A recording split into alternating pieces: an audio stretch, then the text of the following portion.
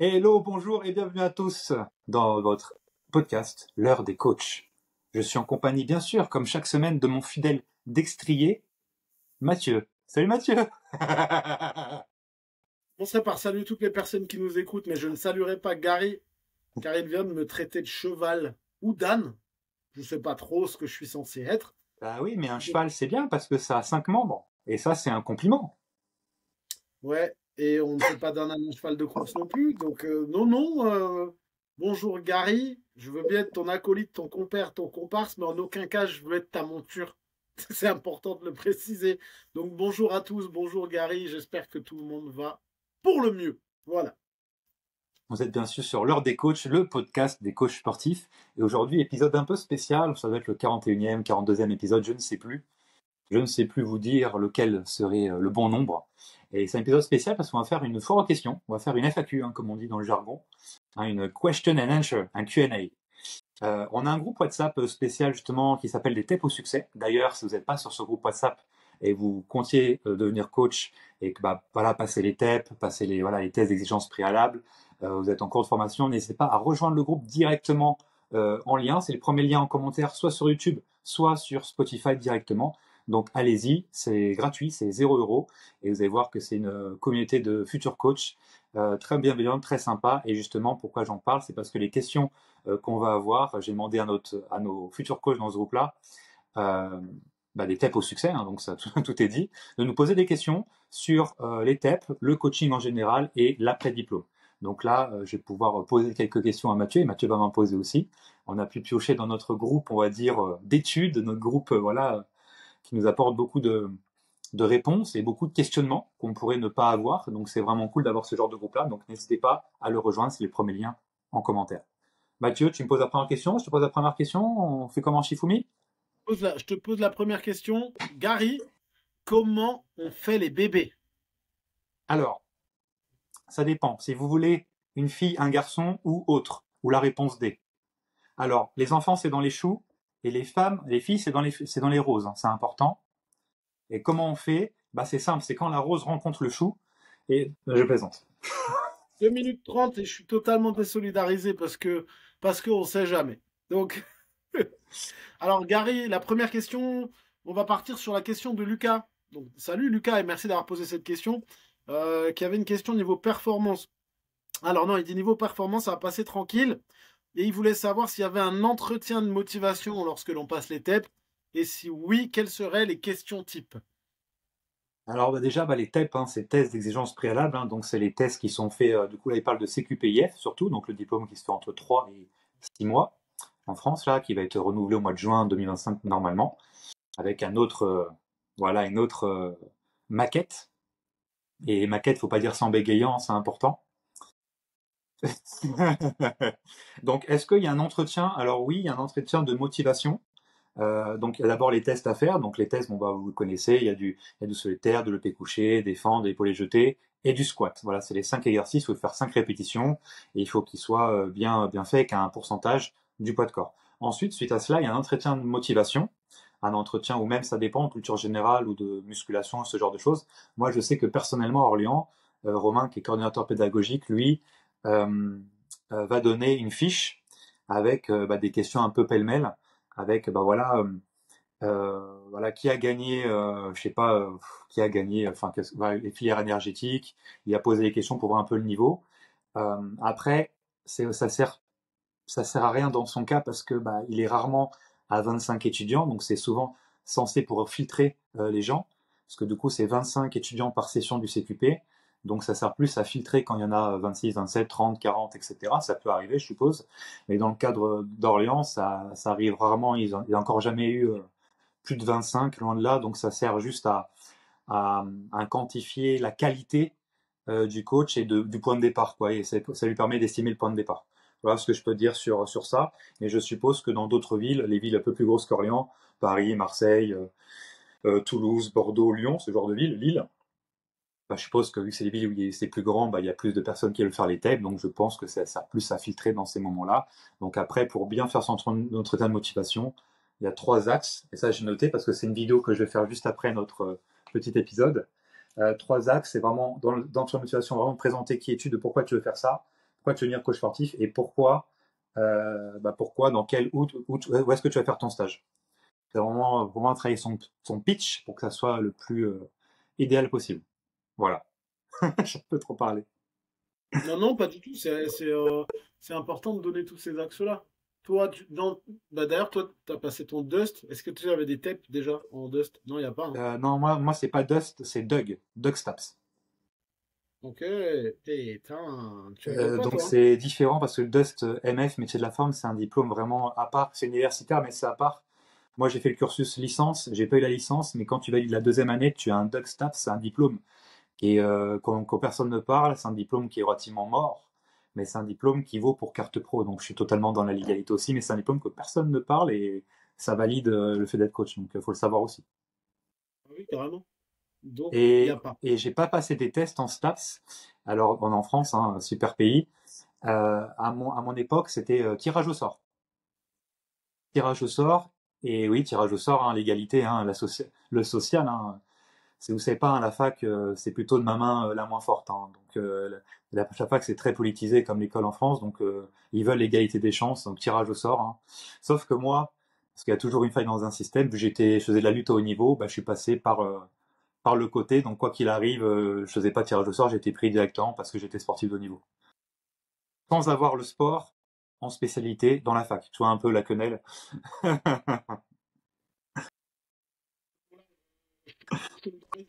40, on sait jamais. Oh là là. Ouais, ok. D'accord. Bah ouais, moi, je me souviens qu'en BP, tu vois, en BPGEP, on avait eu, je crois même qu'on avait une dictée, un truc comme ça, hein. Je sais. C'est possible, je sais plus. Mais Dictée. je sais qu'on avait dû rédiger quelque chose par rapport au projet professionnel déjà, mais je Mm. crois qu'on avait eu un test, je crois qu'il y avait eu une dictée, où on avait dû, ouais, ouais, ouais, comme quoi. Donc voilà, ok, bah, c'est la réponse à la première question. Donc qui était la question attends que je regarde à nouveau, que je te Lucas. dise pas de bêtises, de Lucas. Donc merci à toi Lucas encore une fois. Allez, à ton tour, Gary. Ouais, en plus, c'est un groupe super sympa parce que tu as des coachs qui sont, enfin, des futurs coachs sont rencontrés, ils sont dans la même ville, La Rochelle, ils vont faire la même session. Il y a de tout, il y C'est grave. des anciens, des militaires en conversion, voilà, des Ouais, trucs comme ça. il y a des C'est un bons groupe profils. super sympa. Donc, j'en encourage encore à y aller, les gars, parce que, oui, même les filles, hein, d'ailleurs. Il y a C'est, une belle entraide. Il y a une belle entraide ouais, aussi, c'est important de le souligner, donc ça c'est cool. ouais, vraiment cool. Euh, Bah, je vais te poser la et question d'ailleurs, suivante. Ouais, dis-moi. tu disais, mais en fait, avant le mois d'octobre, on pourra les voir, hein. Ah oui, bien sûr. Après, j'ai d'octobre parce que c'est sûr. Oui, bah excuse-moi, mais en mai, il y en a autre chose, hein, dans lequel on pourra se voir et se faire des câlins et des bisous. Ah oui? Tu parles de quoi? Je comprends pas. Je parle de notre formation en présentiel. Arrête. Une formation présentielle? Mais oui, c'est pas génial ça. On en reparle. Bon, on en a déjà parlé, mais oui, oui, ça arrive en plus, donc c'est cool. Et c'est vrai que ce serait pas mal pour les personnes qui sortent tout directement de formation de pouvoir se farcir ce week-end. Et pour l'expérience, puisque c'est toujours top les formations en présentiel. Et surtout comme ça, sortie de diplôme, tu peux cartonner tout de suite. Et ça, c'est intéressant aussi. C'est ça, un week-end de formation dédié dans l'est de la France vers Colmar. Prospection et vente pendant tout un week-end, samedi, dimanche, mi-mai. En 2 mots, évidemment. Il n'y aura pas Monsieur Mime et on fera pas de mime, on fera pas de choses comme ça. Quoique, en Ce soirée, n'est- pourquoi pas. Et ce n'est pas le cousin de Mimol. C'est important de le préciser aussi. Ouais, ouais, ouais. Et Demi n'est pas là non plus. Voilà, Vas-y, de check ça, Nimol. check ça, check ça. De Nimol. Et je connais sa sœur, Demi Moore. Ouais, je valide pas trop, mais je peux rien dire. Elle est pas mal. Par C'est contre, pas Demi mal. Moore, elle aime bien Bruce Willis, donc elle aime bien tout ce qui est rasé. T'es allé loin, c'est son Ouais, là, ex-femme, ça je va trop loin, crois. là, ça, entre nous. Waouh, ça va trop loin. Donc, formation présentielle avec prospection et vente, vraiment, c'est intéressant parce que tu peux, bon, c'est la petite aparté, mais tu peux être le meilleur coach du monde si tu sais pas vendre, ça ne te sert à rien.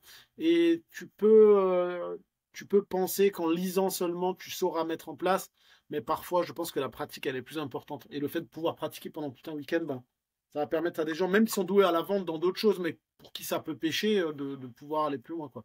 Aller plus loin. Et justement, c'est intéressant, et après on termine la parenthèse publicité, on va dire. Hyper important, c'est un week-end formation, donc on sera là tous les deux, important. Et à la fois, vous allez progresser beaucoup plus vite, Vous allez avoir la réponse à toutes vos questions. On va pouvoir voir tous les défauts que vous avez. De toute façon, on va faire des jeux de rôle, prospection, vente. Donc, on va déterminer les défauts, les trucs à corriger, les axes d'amélioration pour vous repartir du week-end vraiment beaucoup plus fort beaucoup plus fort, beaucoup plus à l'aise, beaucoup plus de confiance aussi. Et vous pouvez nous voir en direct, donc poser les questions que vous avez en direct et c'est vraiment le week-end qui va changer la donne pour ceux qui désirent venir et franchir un cap, soit dès la sortie du diplôme, soit même pendant, pourquoi pas, et même ceux qui sont déjà en place, qui vacillent, voilà, qui sont à 2000, 3000, 4000 et qui veulent plus, ça marche aussi pour eux, hein, parce que les axes, c'est soit de trouver des clients, soit plus convertir, soit les deux. Donc nous, on apprend à faire ça, et en France, il n'y a pas ou peu de formateurs qui proposent ce genre de week-end qui est immersif. Voilà. On parlera encore de toute manière. Et on peut refermer la parenthèse, monsieur Gary. Alors j'ai une question pour toi, Matt. C'est une Ouais. question de David qui nous a rejoint, c'est le dernier à avoir rejoint un groupe. Donc là, lui pose une question plutôt post-coaching. Donc de mon côté, c'est concernant le coaching à son compte et l'après-diplôme. Quelles sont les bonnes pistes à suivre pour durer et se développer dans ce milieu? Les bonnes pistes pour se développer. Alors, je vais être un peu redondant dans ce que je dis, mais je le répète toujours. Le savoir-être, pour moi, c'est vraiment la base des bases. En fait, déjà pour se développer, je vais prendre l'exemple de je suis coach, je paye un loyer dans une salle pour pouvoir faire du coaching. Je vais m'entraîner, je dis pas bonjour, personne ne me connaît, je fais du coaching, personne ne me remarque, personne ne me regarde. Clairement, je suis pas dans le, comment dire, je suis pas dans les meilleures dispositions pour que les gens aient envie de venir à moi. Parce que tout d'abord, il faut pas oublier que notre travail d'éducateur sportif, comme on le dit, Gary, il dit toujours, quand je coach, c'est un show. Et en fait, c'est important de prendre conscience de cette attitude à avoir. Un coach qui rayonne, qui est lumineux, qui est solaire, comme on dit, il est vite repéré dans une salle dans laquelle tout le monde fait peut-être la gueule ou dans laquelle il y avait justement des coachs qui font la gueule. Donc le savoir-être, pour moi, c'est vraiment la base. C'est-à-dire être souriant, être avenant, dire bonjour à toutes les personnes que je croise et non seulement dire bonjour aux personnes que je croise, mais aller vers les personnes, même que je n'ai pas croisées, pour, si je ne les connais pas, me présenter. Donc c'est vraiment l'omniprésence en fait. C'est quand je suis là, toute la salle sait que je suis là. Pour moi, ça, c'est vraiment la base. Pour pouvoir me développer, il faut que les gens me connaissent. Donc, dans l'endroit dans lequel je travaille, là, c'est dans un exemple en particulier, si tu es là et que tu es discret, machin, et que personne ne sait qui tu es, comment tu peux développer? Tu vois, si tu comptes encore une fois sur les bilans qu'on va te donner, non, ça ne marchera pas. Donc, il va falloir par ton attitude que les gens sachent que tu es présent. Et grâce à cette attitude, à ce savoir-être et à cette manière d'être, les gens vont automatiquement interagir avec toi. Et c'est par là que commence la prospection, c'est par l'interaction. En fait, s'il n'y a pas d'interaction, il n'y aura pas de prospection. Et souvent, désolé, je parle beaucoup, hein, mais Non. souvent, l'erreur des coachs, c'est de se dire, ouais, allez, feu, ouais, je veux faire des vidéos sur Insta, machin, ni, ni, ni, ni, ni. En fait, non, l'humain, il n'y a rien qui remplacera l'humain. Tu vois, Instagram, il y a 70 000 coachs à la minute que tu vas trouver. Alors que un coach qui est avenant, qui rentre, qui a le petit mot sympa pour toi, qui connaît ton prénom, l'histoire de tes enfants, et qui est capable de parler, d'échanger avec toi, de te donner des bons conseils, tu t'en rappelleras plus. Donc, c'est vraiment important de prendre conscience que pour pouvoir vous développer, en tout cas dans ce cadre-là, hein, on est d'accord, dans le cadre de je paye un loyer dans une salle, c'est le savoir-être. Et quoi qu'il arrive, en fait, c'est le savoir-être qui va primer, qui va vous permettre de vous développer. Parce que si vous êtes une personne avenante, on se souvient de vous. Si vous êtes une personne avenante et un coach dans votre vie de tous les jours, les gens se souviennent de vous. Donc il y a l'outfit qui va être important aussi. Donc avoir son petit pull, son petit polo avec écrit coach ou personal trainer derrière, c'est toujours hyper important. Parce que justement, on en a déjà parlé, à partir du moment où tu es coach partout tout le temps, tu vas te démarquer.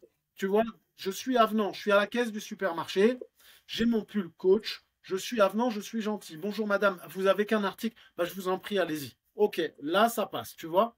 Ah, mais vous êtes coach? Ah ben, ça fait des années que je me dis toujours qu'il faudrait que je fasse du sport et j'ai jamais osé franchir le pas. C'est vrai? Mais vous, c'est quoi vos objectifs?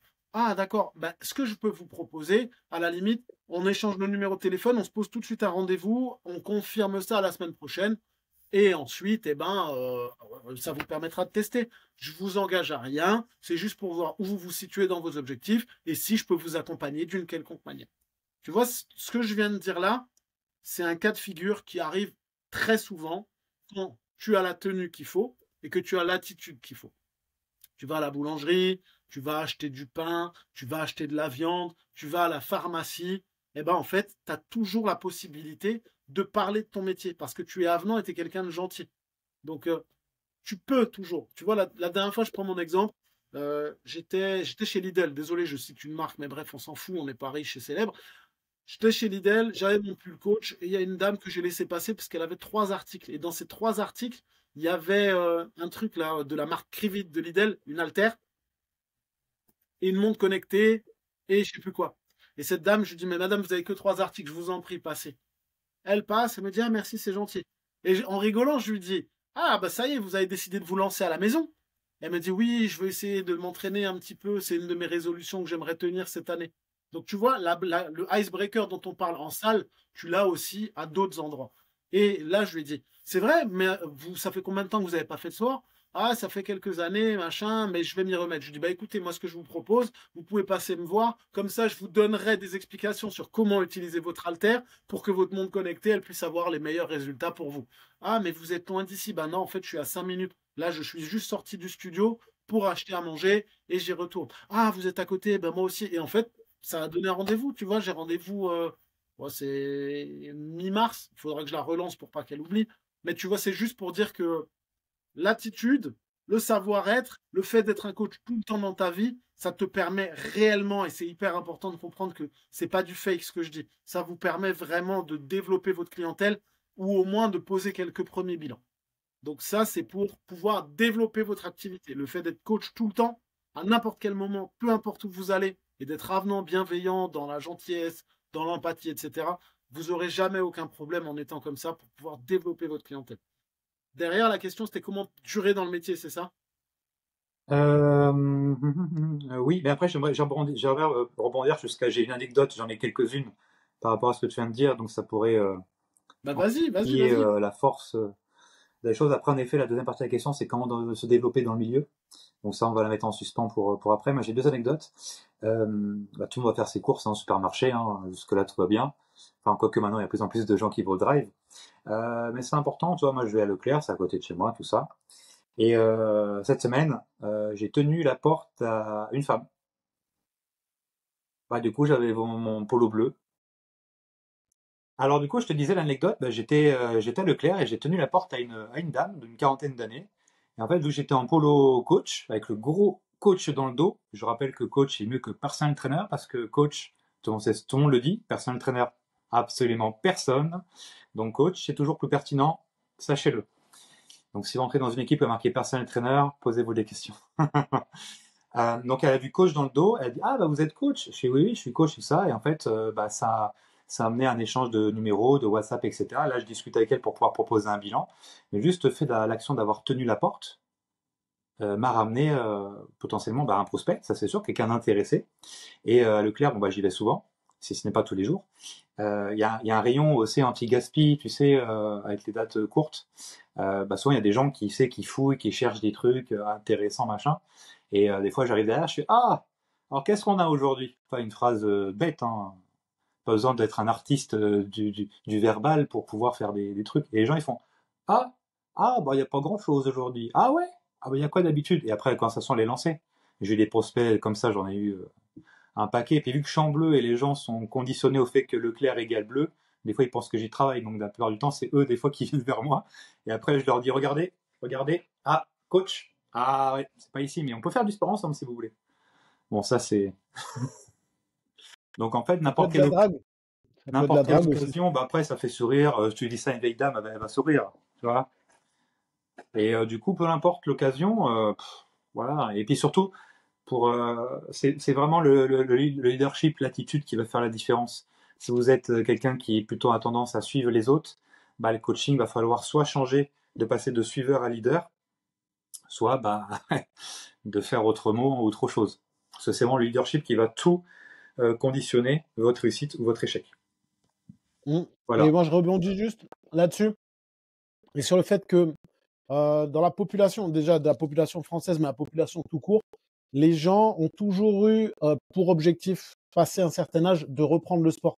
Après, il y a ceux qui sont passés à l'action et il y a ceux qui n'ont jamais osé le faire, de peur de ne pas savoir faire, de peur d'avoir mal, de peur de ne pas être accompagné, de peur de plein de trucs.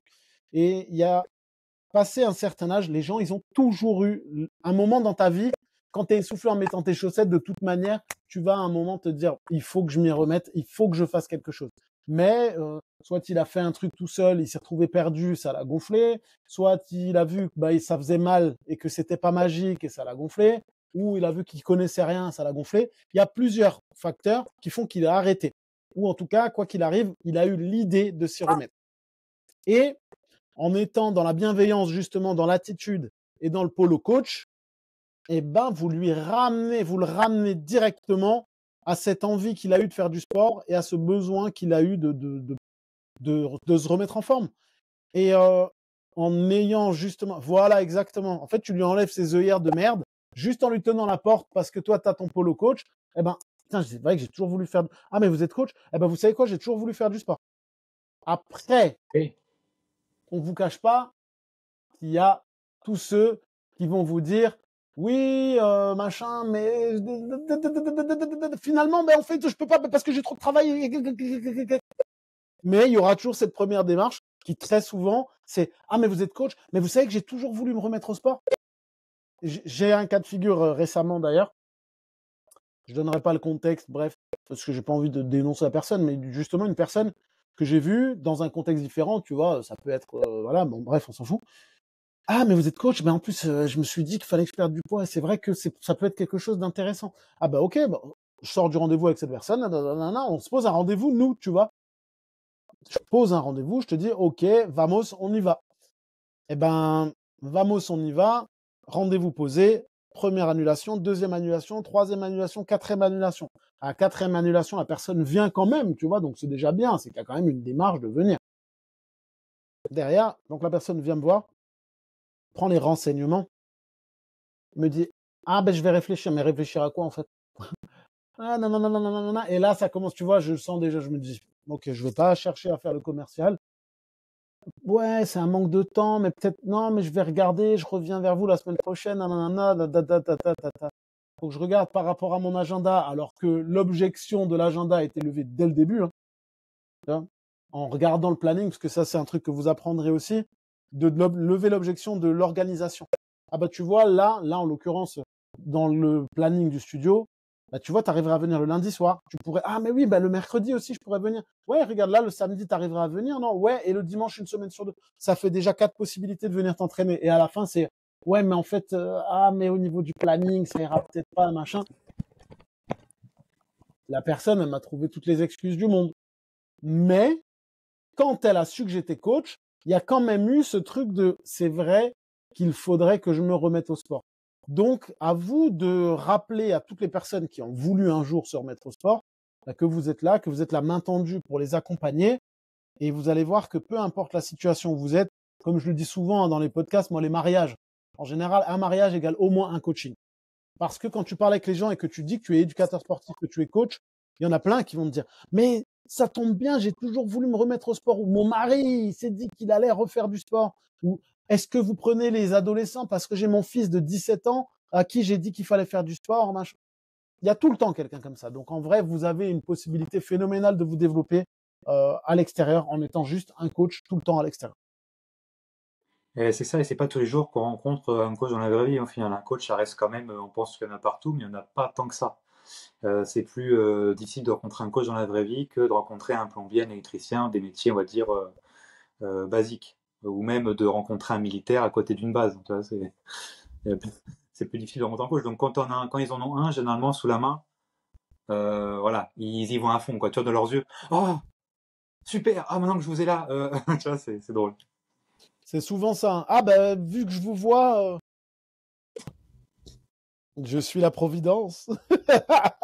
Bon, du coup, on va passer à la question suivante, sinon on va pas y arriver, on en a 8 là. Ouais, grave. C'était quoi? C'était après, c'était comment perdurer, comment durer dans le métier, c'est ça? Oui, se développer dans le milieu. Bah, se développer commence par choper des bilans et commence par cette attitude-là.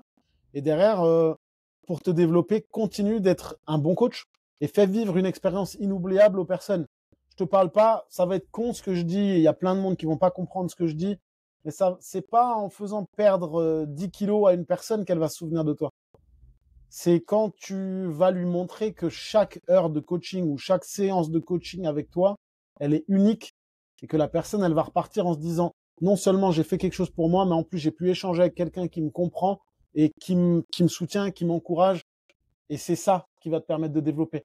C'est que les gens, ils parlent. Quand ils sont contents, ils parlent à moins de monde que quand ils sont insatisfaits. Mais clairement, pour moi, le fait d'offrir une expérience inoubliable à chaque coaching, eh ben, ça va permettre de te faire connaître assez rapidement. Oui, puis un business model qui tient la route, un modèle économique qui tient la route, pas surtout. Oui, ça c'est carrément. En fait, je suis désolé, c'est vrai que ça me passe pas à l'idée parce que pour moi c'est normal en fait. Mais c'est sûr Bah que ouais, si tu vends du dégressif ou que tu fais des carnets de tickets, bah, c'est ça, un modèle économique ou même juste voilà, domicile, etc. Enfin, on va en parler après plus longuement. Tu me poses la prochaine question ou ouais. Alors, je vais récupérer le fil du truc. là Et normalement encore pas merci, c'est Johanna normalement. C'est Johanna Juan. Verdevin, gymnastique Verdevin.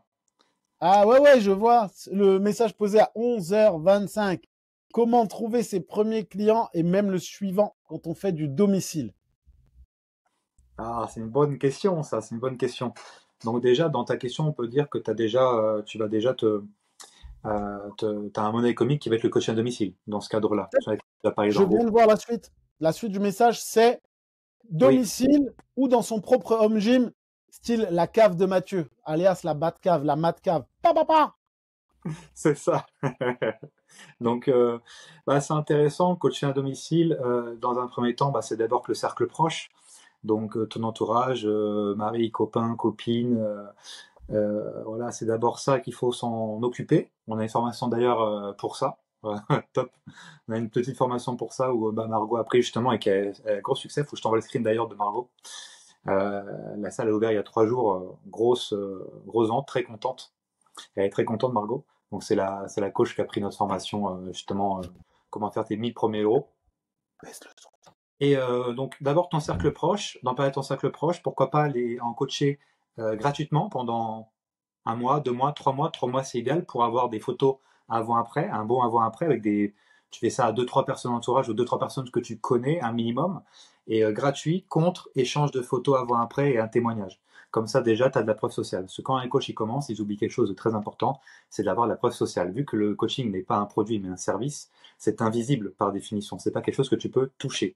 Donc, il faut absolument que tu aies des preuves sociales, des social proof, pour pouvoir vendre derrière ton accompagnement, ton service.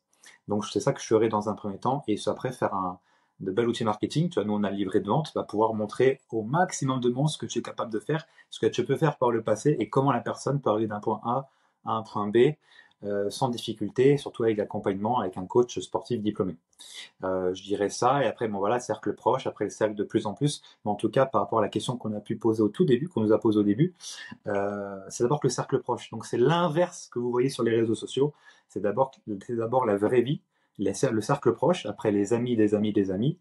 Mais les réseaux sociaux ne sont là que pour exacerber déjà ce qui existe dans la vraie vie, amplifier. Donc c'est pas les réseaux sociaux first, c'est pas les réseaux sociaux en premier. C'est d'abord la vraie vie, le cercle proche avant tout. Et du coup, bah, pour finir cette question de mon point de vue, je vais dire point de côté, ça n'a rien à voir. De mon point de vue, bah voilà, une fois que tu auras une personne, 2 personnes, 3 personnes qui vont payer pour ton service, bah, ça va être bah déjà d'être présent un minimum sur Internet, tu vas avoir un Google Business, faire une fiche d'établissement, une fiche, quelque chose dans cet ordre-là et surtout de parler de ton job, des réussites, des résultats de tes clients que tu as au maximum, de faire l'autopromotion. Tu vois, je sais que Mathieu et moi, on est très fort sur l'autopromotion, mais je sais que c'est pas le cas de tout le monde parce que personne n'est comme nous, on est tous singuliers évidemment.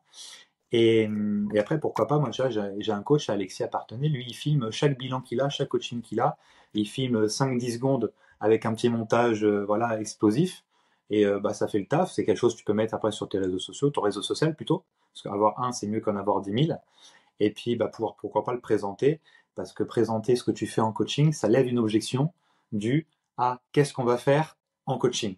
Toi, ça lève ce voile de mystère qu'il peut avoir en qu'est-ce qu'un coach va me faire faire. Donc pour la vente, c'est idéal. Ça, c'est une objection qu'on peut oublier, mais la personne dans sa tête, elle peut se dire, ah, mais c'est quoi le coaching? Qu'est-ce qu'on va faire concrètement? Bah, grâce à ces vidéos courtes, la personne, elle sait. Donc derrière, tu peux vendre aussi plus facilement. Voilà pour moi. Bravo, bravo. Refais-nous un récap. Donc, du coup, attends, je me permets, je fais le récap. Mon Dieu, j'ai dit du coup, j'ai envie de mourir. Pardon. Donc, le récap de ce que tu dis, c'est utiliser ton réseau social de la vraie vie, ton cercle proche, aller chercher du résultat avec quelques personnes et obtenir des photos avant-après, donc pour pouvoir avoir de la preuve. Ensuite, avoir une présence sur Internet un minimum avec une fiche Google Business. Et je crois que c'est ça, non? Et vous filmez, et tu filmes bah, tout ce que tu peux faire en coaching, des petites briques, bien sûr, avec l'accord de la personne. Et Mhm. témoignage, vu que c'est 3 mois de coaching offert à des personnes, vous pouvez faire un concours sur réseaux sociaux, pourquoi pas. Mais au-delà de ça, avoir les 3 axes de témoignage. Témoignage écrit sur Google, sur une fiche Google optimisée. Donc ça, bah, on l'apprend encore une fois. Donc témoignage écrit, témoignage vidéo et photo avant-après. Vous avez les 3 là, vous êtes au top. Yes. Et comment moi j'ai fait pour développer dans ma mat cave? Ben, j'avais deux clients. J'avais 2 clients, ouais, 2 ou 3 clients. Et oui, il y a l'entourage. C'est hyper important, hein, ce que Gary dit. Mais quand on dit l'entourage, on le répétera jamais assez. C'est expliquer aux gens ce qu'on fait réellement. Parce que les gens, ils croient que tu danses sur une foutue estrade et que tu fais que de la Zumba. Donc, c'est important d'avoir un discours qui soit vraiment travaillé pour que les gens ils puissent comprendre ce que vous proposez dans votre accompagnement. Parce que si tu dis, bah, en fait, je fais faire du sport aux gens, ouais, bah, je m'en branle, en fait, j'ai pas besoin de toi, tu vois, pour. Par contre, si tu dis que ton accompagnement, c'est simplement le fait d'être capable de t'adapter à une personne pour lui permettre d'obtenir et de donner le meilleur de soi-même, lui permettre d'obtenir du résultat le plus rapidement possible dans le respect de son intégrité physique, avec des activités qui sont ludiques et qui vont lui permettre d'aller chercher plus loin. Tu vois, c'est pas le même discours. Là, je viens de l'inventer, c'est un truc complètement sorti de ma tête, mais c'est important, c'est pas je fais faire du sport aux gens. C'est tu as ton discours et il est bien rodé. Et une fois que ton discours il est bien rodé et que tu peux montrer ce que tu proposes, bah, crois-moi que les gens, ça va rester dans leur tête et ils vont en parler. Donc, moi, j'ai commencé avec 2, 3 personnes. Et en fait, c'est la recommandation. Tu vois, quand tu offres aux personnes une expérience optimale, ils vont parler de toi. Et il y a toujours quelqu'un qui connaît quelqu'un qui connaît quelqu'un. Et la perte de poids, pour ma part, puisque c'était ma spécialisation aussi, il y a toujours des gens qui veulent perdre du poids. Il y a toujours des gens qui ont besoin de se retonifier. Il y a toujours des gens qui ont besoin de prendre de la masse. Il y a toujours des gens qui veulent juste retrouver une santé ou améliorer leurs conditions physiques. Donc, le bouche à oreille va vraiment être important. Et c'est aussi à toi, finalement, de dire aux gens de parler de toi. Tu vois, ça coûte rien de dire à ton client, ça va, tout se passe bien à la fin de ta séance, ça va, tout s'est bien passé, ok. Bah, écoute, ça fait déjà 2 semaines, je suis vraiment content de ce qu'on fait ensemble. Tu te donnes à fond et c'est vraiment une très bonne chose. Et n'oublie pas, hein, si jamais il y a des gens dans ton entourage qui ont besoin d'un coach, bah tu sais que je suis là. Tu vois, cette phrase à la con, si tu la dis pas, les gens ils vont pas forcément y penser parce qu'ils ont des vies à 1000 à l'heure. Il y a le travail, il y a les enfants, il y a peut-être une passion, un sport, la musique, l'escalade, j'en sais rien. Et si toi, toujours dans ta bienveillance, tu veux savoir comment s'est passée sa séance et tu lui glisses un petit, n'oublie pas, si tu as des personnes dans ton entourage qui ont besoin d'un coach, bah rappelle-toi que je suis là. Ça m'a coûté 20 secondes, mais ça se trouve, ça me va m'apporter 3 personnes. Donc n'hésitez pas à rappeler à vos clients qu'ils ont la possibilité de vous recommander. Et derrière, vous pouvez très bien mettre en place pour chaque recommandation une petite valorisation auprès de vos clients. Et ça, puis il existe aussi un outil qui s'appelle la prise de référence. Donc à un moment donné, dans le coaching ou dans le bilan, vous sortez, voilà, je te vois motivé. Est-ce que dans ton entourage, tu aurais 3 personnes motivées comme toi? Ouais, bah souvent c'est 3 qu'on donne. Les études montrent que 3 ça impacte plus. Ça, enfin, il y a plus de chances que la personne donne 3 personnes. Donc après, numéro de téléphone, mail, numéro de téléphone, c'est mieux. Et puis voilà, je connais personnellement peut-être 2 coachs sur 40 000 qui font ça, tu vois, alors que c'est hyper puissant. c'est ce que j'ai mis en place au studio, c'est ce qui me rapporte le plus de monde. Une personne qui s'inscrit, je prends 4 contacts. Si sur les 4 contacts, il y en a une qui s'inscrit, ça veut dire que tu es à 1 égale 1 sur tes inscriptions. Un inscrit égale un inscrit. Donc, tu vois, c'est un cercle vertueux. Eux, ils gagnent un mois d'abonnement offert. Moi, je gagne un nouveau client. Tout le monde est content. Ah, c'est du Donc, truc. ouais, la prise de ref, le parrainage, la prise de référence, c'est un outil hyper puissant. On donne trop d'infos, Gary, on est trop gentil. Ah, bah après, ça, on peut donner trop d'infos, mais après, le passage à l'action, c'est toujours pareil. C'est pour Ah, ça que. bon, on est d'accord, le passage à l'action, il faut des fois un gros coup de pied au cul pour que ça marche. Ah, c'est Ouais, ça. donc, pour développer ton home gym, et on le répète encore une fois, pour avoir un home gym, arrêtez d'aller croire qu'il vous faut le dernier skieur, le dernier rameur à la mode, avec des poids qui vont jusqu'à 60 kilos, des barres olympiques et des machins. Je le répète encore, ouais, je me la pète, machin. Moi, j'ai commencé avec un TRX de chez Decathlon, un sac que j'ai rempli moi-même avec du sable et avec des vieux habits que j'ai demandé à mes premiers clients. J'ai encore mon sac de frappe, mon premier sac de frappe à la maison. Il y a ça de sable au fond. Et dedans, j'ai des habits que j'ai dit à mes clients, si vous avez des vieux habits que vous voulez jeter, vous me les donnez, j'ai rempli mon sac avec. Tu vois, il faut pas grand-chose. C'est vos connaissances. Les gens, ils payent pour vos connaissances, votre expertise et votre accompagnement. Ils payent pas pour un matériel high-tech. Donc, comprenez que un home gym, ça nécessite pas forcément tous les appareils à la mode. C'est pas le cas, c'est pas vrai. C'est ça. Puis les clients que vous avez en face de vous, ils vont adorer que vous adaptiez très vite. Tu sais, moi, en salle de sport, il y a des coachs que j'ai pu recruter par le passé. Tu leur enlèves le banc développé couché, il n'y a plus personne. Tu vois, je sais pas, il y a une corde qui n'a pas été remplacée, elle est effilochée, tu sais, pour les triceps. Bah, ça y est, ils vont pleurer, quoi. Tu vois, alors que la salle, t'as 1000 mètres carrés, 1400 mètres carrés, 2000 mètres carrés. Tes clients, ils s'en foutent de faire de la corde ou pas. Tu vois, ils veulent être musclés, ils veulent perdre du poids, ils s'en ont rien à foutre que la corde, elle est pas là. Tu vois. Ah oui, L'adaptabilité, la créativité, surtout, fera la différence. c'est la base. Du coup, prochaine question, Matt. Prochaine question. Prochaine question. Et oui, c'est un podcast humoristique. Et oui, évidemment. En même temps, quand vous avez deux clowns en face, c'est normal. Alors, prochaine question pour toi, c'est une question de Julien. Je t'écoute pour la Hello, moi, prochaine j'aimerais question, bien Gary. développer une double activité, une en salle et une en service à la personne à domicile. Que pensez-vous de l'idée? Bien ou faut-il mieux se concentrer sur une seule activité? Personnellement, moi, je trouve que c'est toujours mieux de se focaliser sur une seule activité. Dans le sens où, à partir du moment où tu commences à t'éparpiller, ton énergie, tu la divises par 2, par 3, par 4, par 5. Donc, après, ça n'est que mon avis perso, mais je pense que si tu souhaites développer ton activité, il faut que tu en développes une et que tu excelles dedans avant de vouloir te lancer à gauche, à droite, devant, derrière. Et on a tous fait l'erreur, et je pense que vraiment, même les coachs à succès comme les autres qui sont même plus dans le métier, beaucoup ont fait l'erreur d'essayer de faire plein de trucs en même temps. Tu vois, moi, les 3 premiers mois de mon activité, j'ai fait du coaching en salle, j'ai fait des cours collectifs, j'ai fait du domicile, en plus du côté de Mulhouse, alors que j'habitais à Colmar, donc voilà les kilomètres. Et j'ai même fait des programmes à des gens, tu vois, essayer de faire du en ligne. Finalement, ce que j'ai perdu le plus, c'est mon énergie là-dedans. Donc, le service à la personne, le domicile, ouais, il n'y a aucun problème. Il y a un business à faire en plus, clairement, c'est un peu différent pour développer sa clientèle, mais il y a une clientèle. Surtout que maintenant, avec le SAP, tu as la réduction du crédit d'impôt, là, de 50%. Donc, il y a un business à prendre, il y a quelque chose à faire.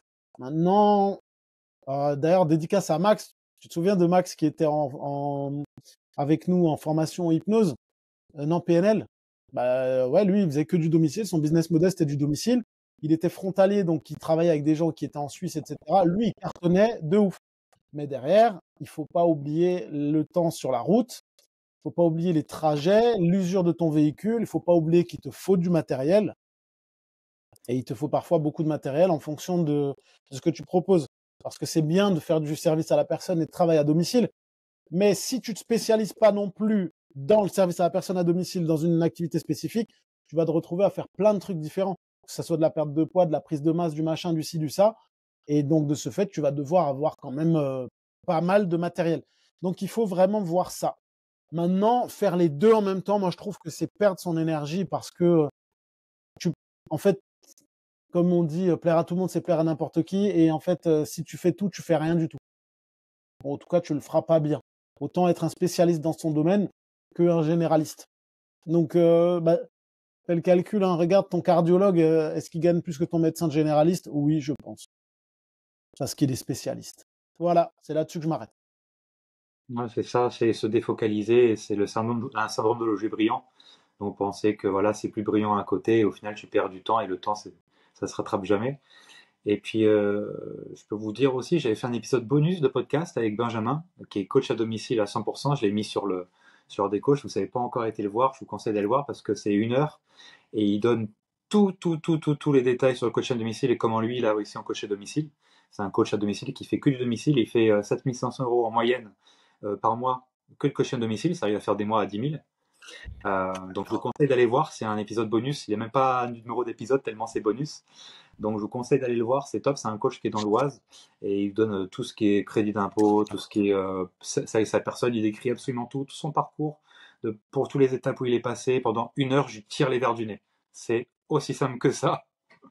Donc c'est un épisode, faut aller voir parce que j'en ai profité d'être à Strasbourg et qu'on soit en face à face. Donc en plus vous avez une vidéo sur ma chaîne aussi personnelle.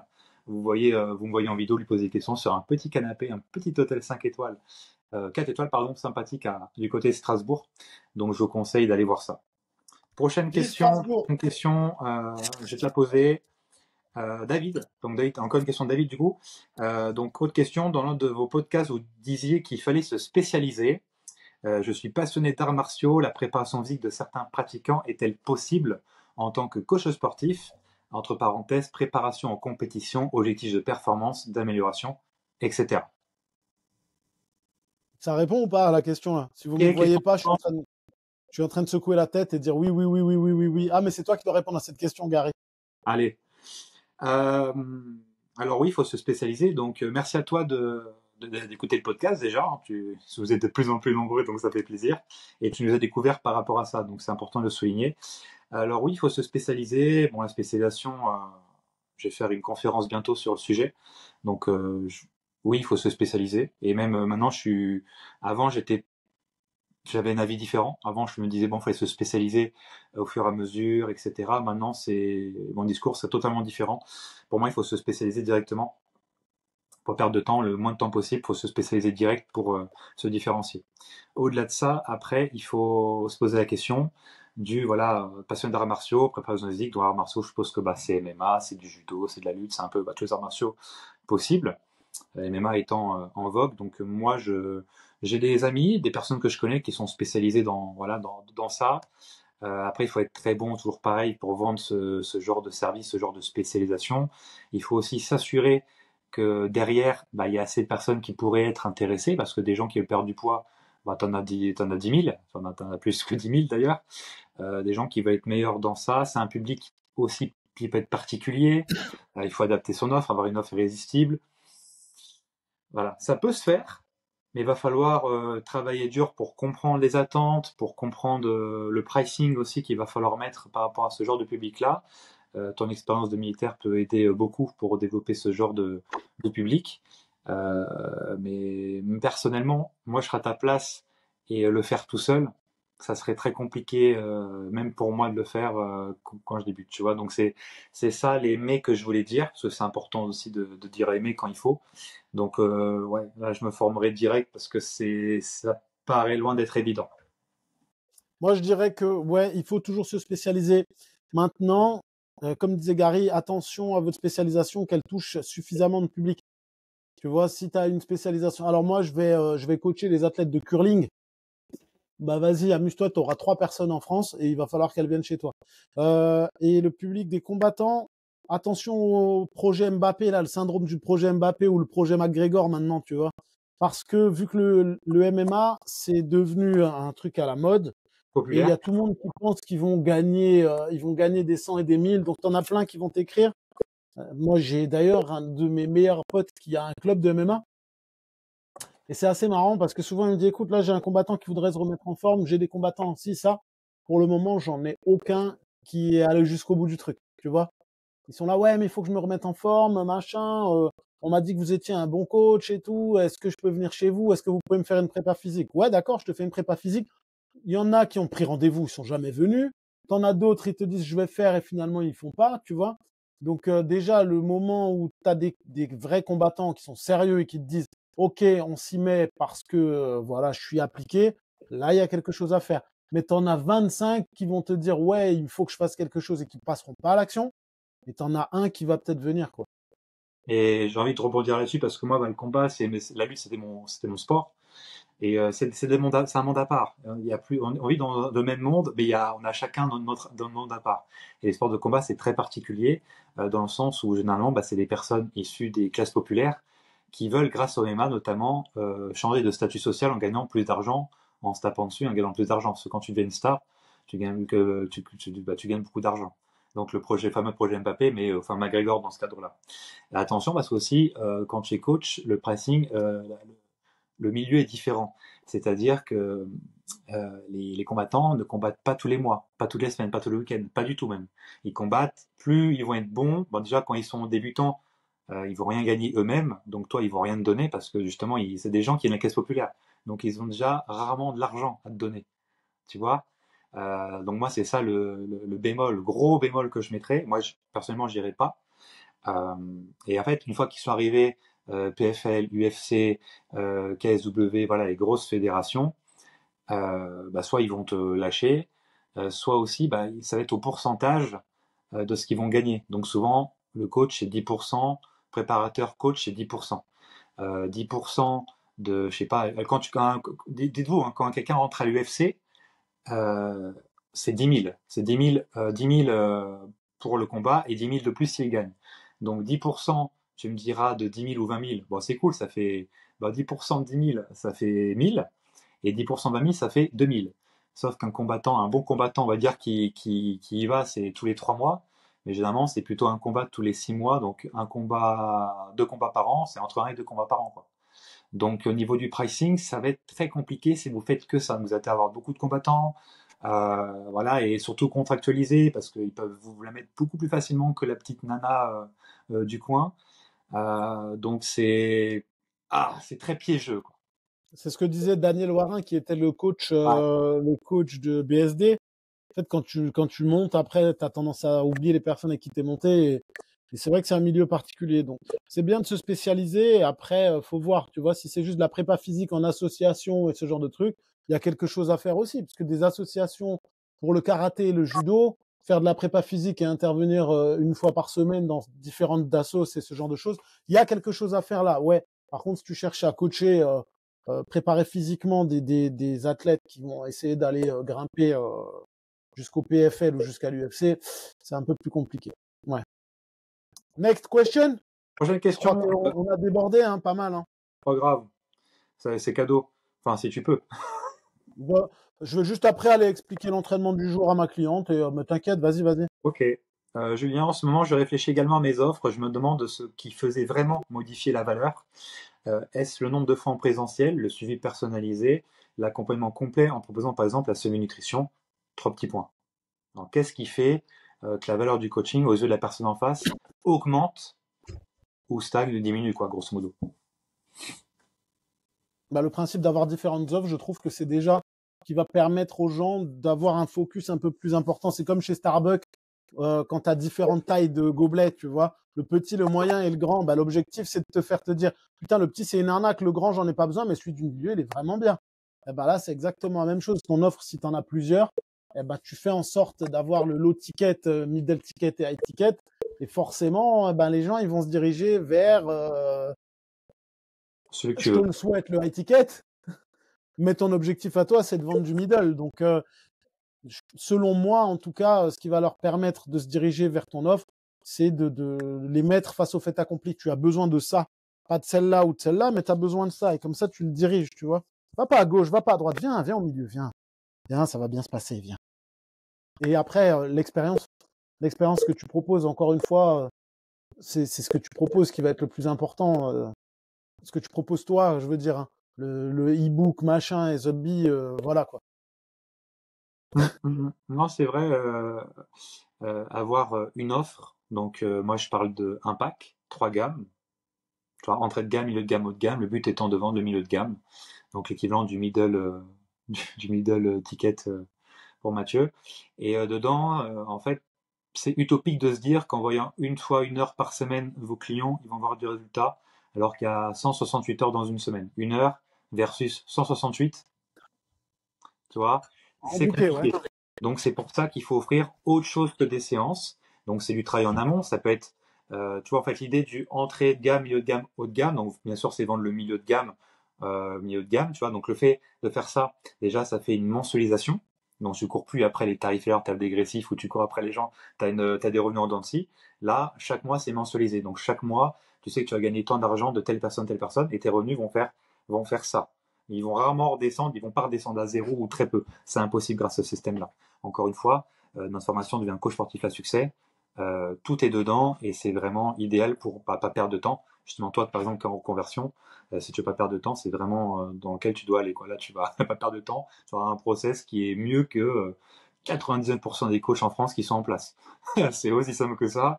Et bien sûr, je sais ce que ça vaut. Donc forcément, c'est moi qui ai fait quasiment toute la formation. Donc je sais ce qu'elle vaut et je sais le résultat qu'elle donne surtout. Donc hyper important.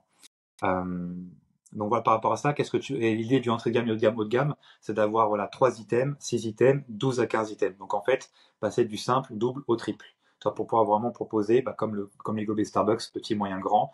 Et toi, le but, c'est de vendre le grand. Dans les items, ça peut être plein de choses. Ça peut être des e-books déjà faits, ça peut être un programme standard, ça peut être un programme personnalisé, ça peut être de la nutrition, ça peut être du coaching en hypnose, de la PNL, ça peut être absolument tout, tout. Il peut avoir voilà bilan chaque mois, il peut avoir mesure avec la pince, des pinces bio un peu dans ce mètre, balance, pince, tout ce que tu veux dedans. Plus tu vas ajouter en tout cas de la valeur, hausser la valeur perçue, accès à une application, disponibilité 7 jours sur 7, 24 sur 24, groupe WhatsApp personnalisé, réponse aux questions. Voilà. Le but c'est de rajouter le maximum d'items pour pouvoir que la personne fasse ah putain, le milieu c'est ce qu'il me faut.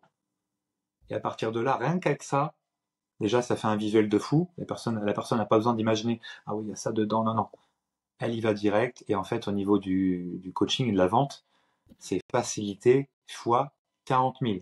Et grâce à ce système-là, cet outil-là que j'ai créé, qui fait partie d'un triptyque de 3 outils, donc livret de vente, pack best-seller et frise de projection, pour vendre plus sur le long terme, et ben en fait, vous pouvez vendre à n'importe qui, même quelqu'un qui a jamais fait de sport, quelqu'un qui en a fait justement. Tout le monde comprend parce que c'est compréhensible par vraiment la population, le monde entier. N'importe qui peut comprendre parce qu'il y a le visuel, il y a l'auditif, il y a tout. Et c'est pour ça que la formation, elle est si qualitative et si originale dans le milieu parce que ça vient d'un coach qui avait un niveau zéro sur tout marketing, la communication et le business en sens large. Donc je peux aider n'importe qui. Contrairement après à ce qu'on disait un peu dans le groupe, hein, on est vendeur ou on ne l'est pas. Non, non, pas du tout. On peut le devenir, si bien sûr, encore une fois, on a envie de le devenir parce qu'on n'a pas le choix. Exactement. Quand tu comprends que c'est ton gagne-pain qui est en jeu, tu te donnes les moyens. Donc oui, c'est différent, clairement. Ouais. Gary, je crois qu'il y avait une dernière sur la fiscalité. Une dernière question. Oui, oui. Julien. Allô, Manuel? Ouais. Oui, voilà, c'est une question simple. La meilleure fiscalité pour débuter, est-ce que c'est une micro-entreprise? Et comment facturer au prix juste, que ce soit les particuliers ou des entreprises, par exemple? Fiscalité micro, oui, fois 10 000. Oui, mais ils ont abaissé le seuil de la TVA, rien à foutre. Qui t'a dit que tu allais faire les 25 000? Et au pire, tu changeras après. Donc, ouais, la micro. Au début, il y a même pas, pose même pas la question. Cherche pas, c'est tout. Enfin, peut-être que, tu vois, on est peut-être même pas d'accord, hein, Gary, mais pour moi, il y a même pas de question à se poser là-dessus. Alors, aucun doute là-dessus, micro-entreprise. Donc, micro-entreprise, c'est le nouveau prénom pour Auto-entreprise, ouais. auto-entreprise. Bon, micro, c'est toujours moins sympa que auto, Auto-pénis, c'est mieux que micro-pénis, hein, finalement. c'est sûr. Auto, tout le monde comprend et tout le monde utilise auto. Tu vois, comme quoi en France, on est en galère avec les termes. Et de toute façon, vous pouvez même dépasser les 25 000, même si le seuil de TVA est descendu de 25 000, vous ne les paierez pas dans tous les cas si vous êtes formé. Donc Oui, voilà, voilà. vous ne vous mettez pas des plafonds bêtement pour rien. Voilà. Donc le micro-entreprise, c'est le statut de très loin qu'il faut prendre au début, 1 an, 2 ans, 3 ans. Après, au-delà, c'est un peu bête parce que c'est un statut transitoire. C'est censé être pour voilà, faire ses premiers pas dans le business et pour après monter une société, ce genre de choses-là. Après, bon, tu as des gens qui continuent en micro-entreprise tout le temps. Après, pourquoi pas passer en déclaration de contrôle, micro-entreprise, ça reste le mieux pour commencer. Pourquoi? Parce que c'est très simple. Chaque fin de mois, tu déclares à l'URSSAF ce que tu as gagné et voilà, ça part. Et puis c'est simple à gérer. Tu as un compte ordinaire, tu peux avoir un compte ordinaire où tu as tous tes revenus professionnels à l'intérieur, tu payes 0 € à la banque. Et surtout pour faire ta comptabilité, tu as entrée, sortie, merci, au revoir. Un Excel, entrée, sortie, merci, au revoir. Très simple. Et la facturation doit être faite obligatoirement à partir de 25 € de prestation de service. Voilà, c'est les règles à savoir. Et la suite, c'était comment facturer au prix juste les Ouais, entreprises particulier et entreprise. définir tes tarifs finalement. En gros, c'est ça. Donc, la question. Oui, par rapport aux particuliers et aux entreprises, parce que bah, c'est deux choses différentes. Voilà, souvent les entreprises, on price plus haut, enfin on doit Ah pricer oui, plus ils ont un haut les budget. entreprises. En général, les entreprises, il faut savoir qu'ils ont un budget. Celles qui l'ont ont un budget alloué à ça, à ce type d'activité, que ce soit le team building ou le bien-être des salariés. C'est quelque chose qui devient de plus en plus important. Donc ouais, ils ont une enveloppe. Donc normalement, tu vas pas faire du tout le même prix que tu fais à un professionnel qu'à un particulier. Rien à voir. Là, je prends un exemple. Je crois que j'ai un team building fin du mois. Je suis à 250 € de l'heure.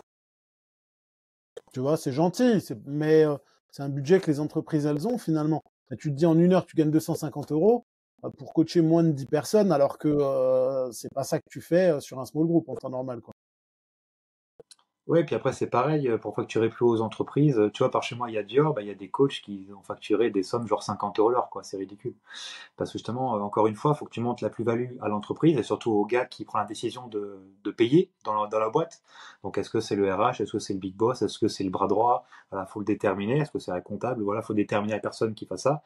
Et à partir de là, montrer la plus-value pour une entreprise de te prendre bah, déjà pour des événements réguliers, c'est encore mieux. Et ça, c'est possible. Le coaching entreprise en France, c'est sous-coté, c'est sous-estimé et c'est très peu développé. Tu vois, je trouve ça assez Mm. dommage. Et voilà, pour moi, en dessous de 100 € heure, c'est pas fou, quoi. C'est pas intéressant. Après, faut, voilà, de vie, il faut pouvoir, voilà, faut montrer la plus-value, ce que ça va apporter, surtout au mec qui lâche l'argent. Si tu dis juste, bon, bah, c'est une séance de sport, ça va pas aller très loin.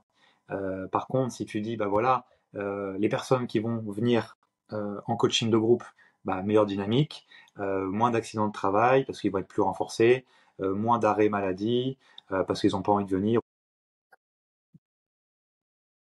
Donc moi, Gary, ça a coupé au moment où tu disais, je sais plus. Moi non plus. Les tarifs personnels, pas. On a parlé du pro et maintenant peut-être le coaching Particulier. perso.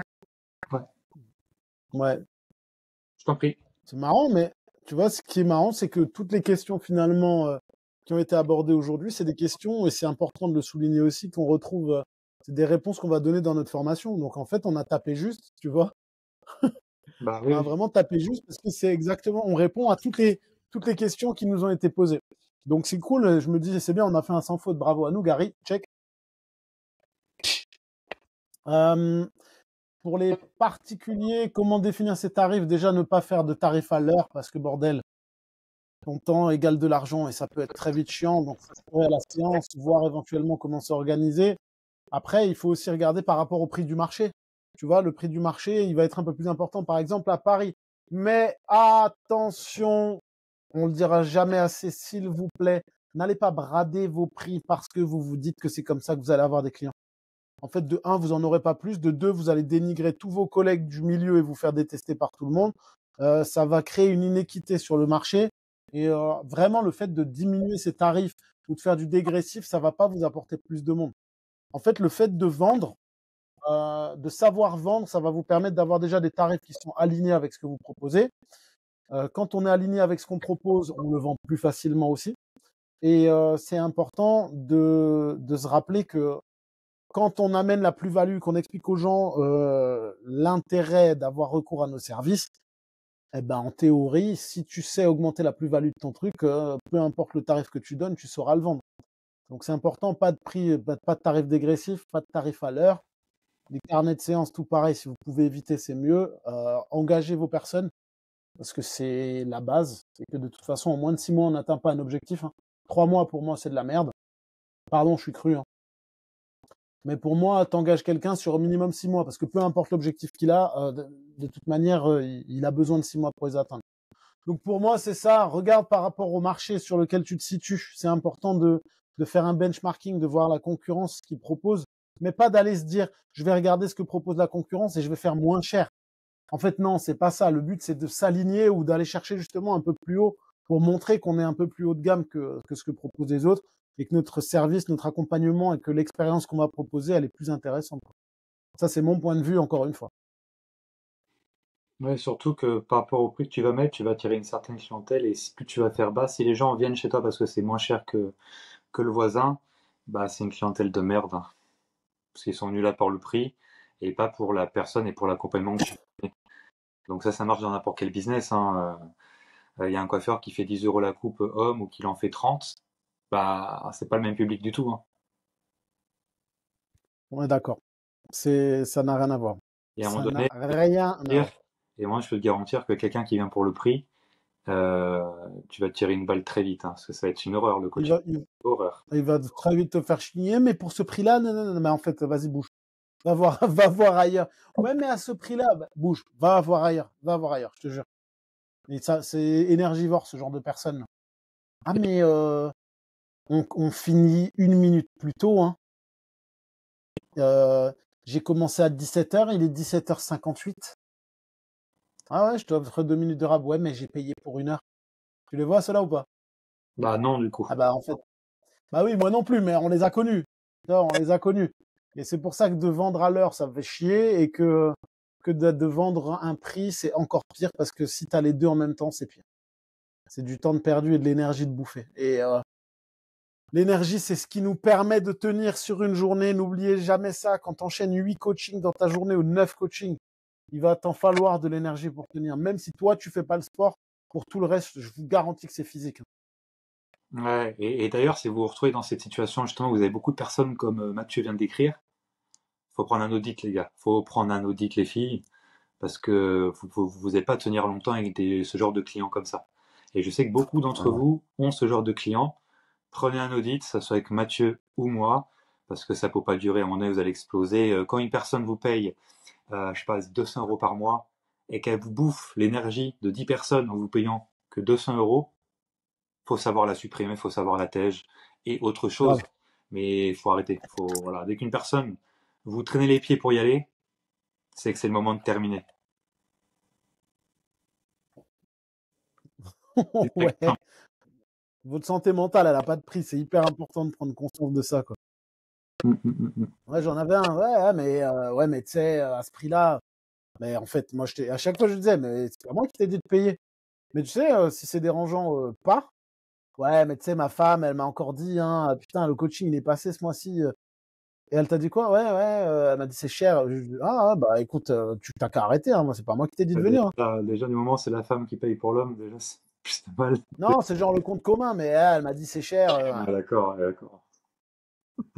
Ouais, souvent, il y en a des comme ça. Tu sais, t'as des gens qui sont prêts à payer un coach pour dire qu'ils payent un coach, hein. Ouais, bien J'ai sûr. un coach. Parce que ça fait hype et ça fait genre, t'as de l'oseille.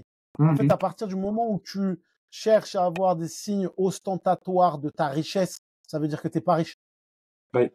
Parce que pour coacher des gens qui pèsent des millions, ils débarquent avec un jogging troué, un trou dans la chaussette, ils s'en branlent, hein. Et il est pas habillé en Nike, machin, dire, eh, regarde, t'as vu, j'ai une chemise à 200 balles. Non, il a un t-shirt troué au nom de sa boîte et il en a rien à foutre, tu vois. Donc, arrêtez de vous dire, ouais, le mec qui porte des chemises Burberry à 200 €, il va me payer. Non, non. Si t'as besoin de t'acheter une chemise Burberry à 200 €, c'est que t'as besoin de montrer que t'as de l'argent. Donc, tu vas être une pince. Niais, je paye 400 € par mois, mais par contre, il faut que je le montre. Mais par contre, c'est 400 €, quoi. Tu le vois aussi, celui-là, non, Gary? Ouais, ouais, ça fait partie. Souvent, j'explique aux gens, aux coachs à vendre par les vices. Et un des vices, c'est de mettre des vêtements, des t-shirts à 600 €, des trucs Dior, des trucs, voilà. Et c'est très fort ces marques-là parce qu'ils ont réussi à faire vendre des trucs de luxe à des gens qui sont pauvres. Donc à prendre des crédits, à montrer qu'ils réussissent, hein, les mêmes personnes qui ont des grosses voitures en leasing, alors que, enfin des trucs, Sacoche Gucci. voilà, les mêmes personnes qui prennent des crédits pour partir en vacances. Tu vois, les mêmes personnes qui se plaignent qu'à Total c'est cher, alors qu'ils s'arrêtent à Total, ils prennent l'autoroute et ils ont déjà 600 allers-retours 600 € aller-retour pour aller dans le sud de la France. Et ils sont même pas payés la location, qu'ils ont déjà perdu 600 € sur la route. Et tu vois, à un moment donné, la sélection naturelle, il n'y a pas mieux que la sélection naturelle. On est d'accord. Bref, on se perd là. Cet épisode, il va durer méga longtemps, mon gars. C'est pas l'heure des coachs, c'est la double heure des coachs. Non, mais après, c'est toujours bien de donner toujours plus. Tu sais, comment dire, il faut sous-vendre et surdélivrer. Ouais. Ou il faut donner pour recevoir. Ouais, mais là, c'est souvent, tu dis, voilà, on fait l'heure des coachs, et si ça dure 1 heure et demie, bah, du coup, c'est du bonus parce que on est resté plus de temps. Tu vois, donc, Bah oui, carrément. épousez ce mantra, les gars. Ouais, et dites-nous si vous êtes restés jusqu'à la fin aussi, c'est important pour nous. Maman, si tu nous regardes, coucou. Moi, je peux pas Yes. dire ça. Moi, je peux pas dire ça. Non, je rigole. Voilà, si vous avez Papa, vu si tu cette nous blague, mettez en regardes, commentaire, mettez maman en commentaire. bah moi je peux faire une blague, hein. Papa, si tu nous regardes. Papa, Non, je je me rigole. rappelle de moi, hein, t'as dit que tu retournais à la pharmacie, mais t'es jamais revenu. Tu allais t'acheter des clopes. T'es un bâtard. Non, non, moi mon père il est parti en plus, mais il est parti pour de bon, il était mort. Ah. Voilà. J'aime bien niquer l'ambiance comme ça. J'adore ce genre de blague. Mais il est vraiment mort, son père. Ouais, ouais, il est vraiment mort. Mais il faut savoir rigoler de certains trucs. Des fois, dans la vie, c'est important. Ouais, vous vous souvenez, les gars, la dernière fois, j'étais chez le coiffeur. Le coiffeur me dit, ouais, ah, les gars, votre père, il fait pas ce genre de truc, machin et tout. Ouais, moi, mon père, quand j'étais petit, il faisait ça et tout. Et là, je le regarde et je lui dis, moi, mon père, il m'a fait un truc de fou. Genre, ça m'a vraiment pas fait rire. Il me dit, c'est quoi? Je dis, bah, en fait, il est mort quand j'avais 7 ans. Et là, il n'y a plus personne qui parle. Et genre, ils me regardent, mais non. Et moi, ça me fait rire de me dire, voilà, Et tu sais, moi, je suis le seul connard de la pièce qui rigole. Hein. Ah ouais, mais moi j'adore, je te jure, j'adore ça. Moi, je rigole de ouf. Hein. Bref. Ah, je rigole de ouf, je suis Ah oui, trop fort. ah oui, moi j'aime bien, j'aime bien. Il faut savoir en rigoler. Tu nous regardes. Bref. Bon, ok, bah écoute, ce fut une belle heure et demie des coachs. J'espère qu'on a pu répondre à toutes les questions de toutes les personnes qui nous ont écrit. Hein. Oui. Merci Gary. Merci, merci Matt. Avec grand plaisir. À la semaine prochaine. Et puis on se laisse ici. Non. Non. Eh ben écoute, il n'y aura pas Non, non, allez, coupe. Coupe. Non, je crois que t'es fatigué. Coupe, tu cesses. Allez, bisous. Salut, merci à tous. Bisous les filles. Ciao. Merde.